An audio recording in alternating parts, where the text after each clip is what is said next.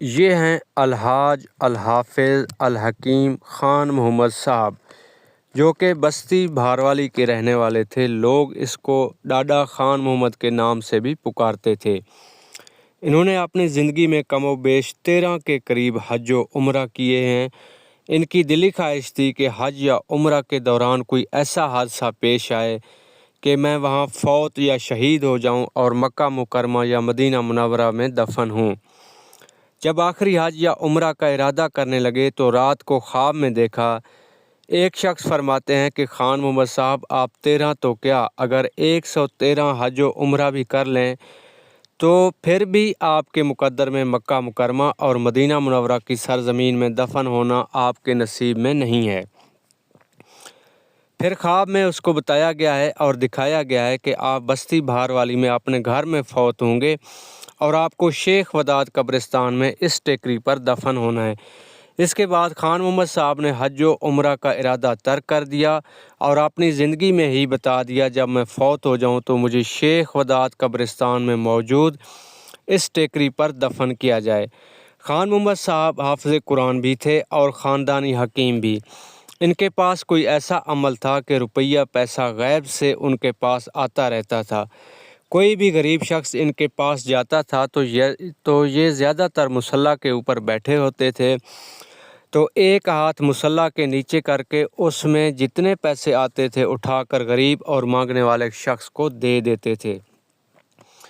یہ تھے خان محمد صاحب کے برکات اور معجزات کا نتیجہ۔ جب کوئی بندہ اللہ کا ہو جاتا ہے تو اللہ بھی اس بندے کا ہو جاتا ہے، اور اللہ پاک اس شخص کو وہاں سے رزق اور روزی دینا شروع کر دیتے ہیں جس کا اس کے وہم و گمان میں بھی نہ ہوگا۔ لیکن وہاں تک پہنچنے کے لیے آپ کو اللہ پر کامل یقین اور محنت کی ضرورت ہوتی ہے، کیونکہ ہماری آنکھوں کے آگے پردے لگے ہوتے ہیں۔ ہمیں جو کچھ نظر آ رہا ہے یہ اصل نہیں ہے، اس کے علاوہ بھی بہت کچھ اس دنیا میں ہے جو کہ ہمیں نظر نہیں آتا۔ جب آپ اللہ کے ہو جاتے ہیں، آپ محنت کرتے ہیں اور اس مقام تک پہنچ جاتے ہیں جو کہ کوئی مشکل کام نہیں ہے، بس اس کے لیے کامل یقین، محنت اور ٹائم کی پابندی ضروری ہوتی ہے، تو آپ کو بھی وہ کچھ نظر آنے لگتا ہے جو عام انسان اور عام آنکھ کو نظر نہیں آتا، اور آپ کو بھی ڈاڈا خان محمد کی طرح رزق اور روزی وہاں سے ملنا شروع ہو جاتا ہے جس کے آپ کے وہم و گمان میں بھی نہیں ہوتا۔ دوستو، یہ ہیں شیخ وداد صاحب، جو کہ ایک ٹیکری پر موجود قبر میں دفن ہیں۔ قبر کے دائیں بائیں چاروں طرف ایک سادہ پتھروں کی 4 دیواری بنی ہوئی ہے۔ قبر کی لمبائی اور چوڑائی سے یہ پتہ چلتا ہے کہ شیخ وداد صاحب کا قد کافی بڑا، لمبا اور چوڑا تھا، یا یہ بھی ہو سکتا ہے کہ اس زمانے میں اس طرح کی بڑی قبریں بنانے کا رواج ہو، اور یہ بھی ہو سکتا ہے کہ اس قبر میں شیخ وداد کے علاوہ بھی اس کے خاندان کا کوئی فرد دفن ہو۔ بہرحال اس کے بارے میں اللہ بہتر جانتا ہے۔ شیخ وداد قبرستان کوہر درہ کے ساتھ موجود تحصیل تونسہ اور تحصیل کوہ سلیمان کا سب سے بڑے قبرستان کا درجہ حاصل ہے۔ اس قبرستان کو شیخ جا یا شیخ وداد قبرستان بھی کہا جاتا ہے۔ اس قبرستان کے مشرق میں بستی بھاروالی، مغرب میں زبڑہ اور جنوب میں بستی کوہر، بیروٹ، مندوانی وغیرہ آباد ہیں۔ شیخ وداد صاحب قبرستان کی دیکھ بھال کے ساتھ ساتھ قبرستان کی کھدائی کا کام بھی کیا کرتے تھے۔ شیخ وداد صاحب کافی زیادہ برکت والے انسان تھے۔ کہا جاتا ہے ایک مرتبہ ایسے ہوا کہ لوگ اپنے کسی پیارے کو دفن کرنے کے بعد قبر پر مٹی ڈالنے کے بعد اس پر ڈھنگریاں، جھاڑیاں وغیرہ دینے لگے، تو شیخ صاحب نے پوچھا کہ قبر کے اوپر ڈھنگریاں کیوں ڈال رہے ہیں؟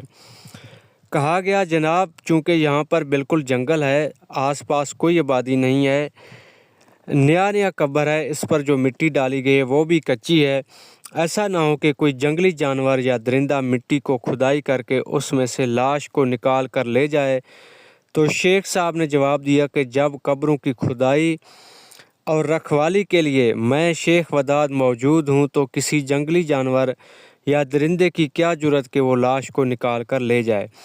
کہا جاتا ہے کہ اس دن سے لے کر آج تک لوگ نئے قبر کے اوپر ڈھنگریاں نہیں ڈالتے ہیں۔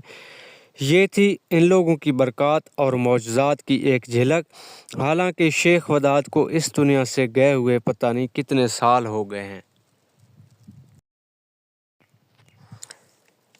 یہ دیکھیں، یہ پرانے قبرستان ہیں اور ان کے اوپر دونوں سائیڈ پر یعنی سر اور پاؤں والی سائیڈ پر بڑے بڑے پتھر کھڑی کر کے لگا دیے ہیں۔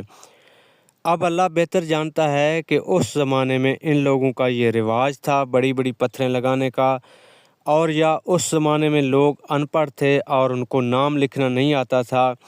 یہ پتھر انہوں نے نشانی یا پہچان کے طور پر لگائے تھے۔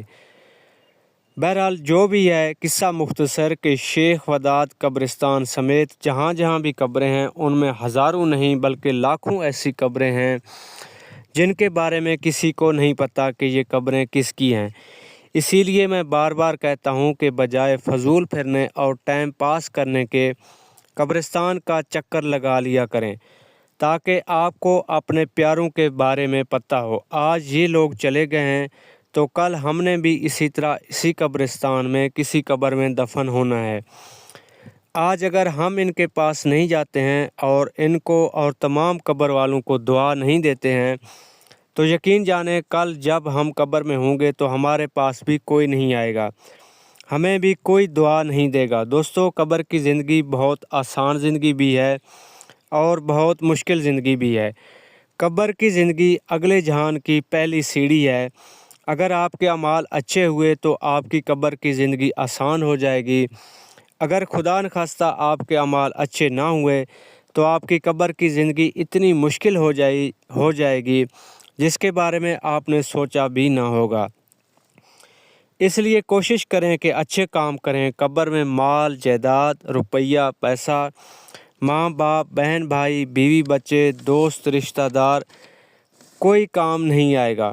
وہاں صرف اور صرف آپ کی نیکیاں اور اعمال کام آئیں گے۔